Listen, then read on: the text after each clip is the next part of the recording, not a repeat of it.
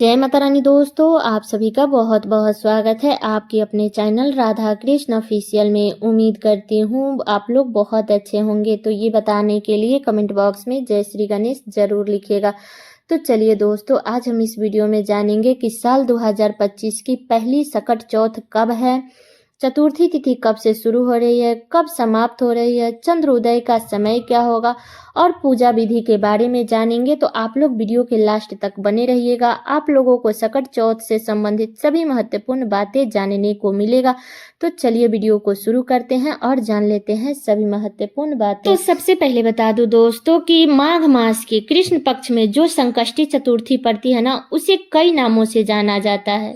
सकट चौथ के नाम से भी जानते हैं, तिलकुट चतुर्थी के नाम से भी जानते हैं और माघी चौथ के नाम से भी जानते हैं। तो बता दूं कि यह जो व्रत है ना, वो माघ मास के कृष्ण पक्ष के चतुर्थी तिथि के दिन रखा जाता है। तो इस दिन विघ्नहर्ता गणेश भगवान की पूजा विधि विधान से की जाती है और ये जो व्रत है ना, वो भगवान गणेश को समर्पित है।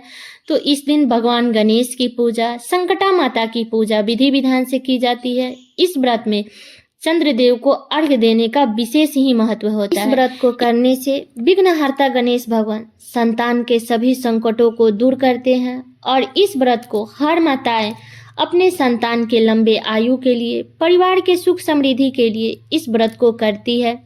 इस व्रत को करने से संतान के ऊपर आने वाली सभी संकटें दूर होती है। तो अब चलिए जान लेते हैं कि चतुर्थी तिथि कब से शुरू हो रही है और कब समाप्त हो रही है और चंद्र उदय का समय क्या होगा।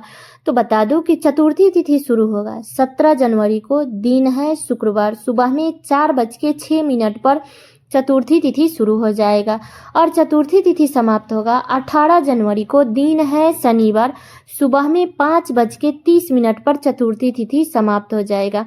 तो उदया तिथि के अनुसार हमें जो संकष्टी चतुर्थी का जो व्रत है वो 17 जनवरी को रखना है, दिन है शुक्रवार। तो इस व्रत में नहाए खाए का बहुत अधिक महत्व होता है। तो आप लोग 16 जनवरी दिन गुरुवार के दिन नहाए खाए के नियमों को पालन कीजिएगा। शुद्ध सात्विक भोजन कीजिएगा। लहसुन, प्याज, मांस, मदिरा, मसूर की दाल, ये सब चीजें आप लोग मत खाइएगा। 17 जनवरी को हमें निर्जल और निराहार व्रत रखना है। तो इसमें सरगी खाया जाता है। तो आप लोग चाहे तो 16 जनवरी के भिनसार में आप लोग सरगी खा सकते हैं, फल फ्रूट जूस ये सब ले सकते हैं। 17 जनवरी को हमें निर्जल और निराहार पूरे दिन व्रत रखना है। फिर हमें शाम के समय में स्नान करके पूरे अच्छे तरह से तैयार होकर के, सज सवर करके, फिर हमें गणेश भगवान की पूजा विधि विधान से करनी है। तो इस व्रत में हमें काले या ब्लू रंग की कपड़ा नहीं पहननी है, इस बात का ध्यान रखिएगा। तो साफ स्वच्छ वस्त्र धारण करके इसके बाद में हमें विधि विधान से गणेश भगवान की पूजा करनी है। तो गणेश भगवान के पूजे में हमें 5 प्रकार के फल, तिल के लड्डू, पान, सुपारी, यही सब सामग्री इकट्ठा करके, दुर्वा, बेलवपत्र, यही सब हमें गणेश भगवान को अर्पित करनी है और विधि विधान से पूजा करनी है। पूजा करने के बाद आप लोग वहीं पे बैठे बैठे आप लोग कथा जरूर सुनिएगा, क्योंकि इस व्रत में कथा का बहुत ही अधिक महत्व होता है। अगर हम कथा सुनते हैं तभी हमारा व्रत पूरा होता है। तो आप लोग कथा सुन लीजिएगा। इसके बाद में आप लोग चंद्रदेव को अर्घ्य दीजिएगा। चंद्रदेव को अर्घ्य देने के बाद आप अपने बच्चे से अपना चरण जरूर छुआ लीजिएगा, उनको अच्छे से आशीर्वाद दीजिएगा, क्योंकि ये व्रत जो है वो अपने बच्चे के लिए ही रखी है, इसलिए बच्चे को आशीर्वाद जरूर दीजिएगा।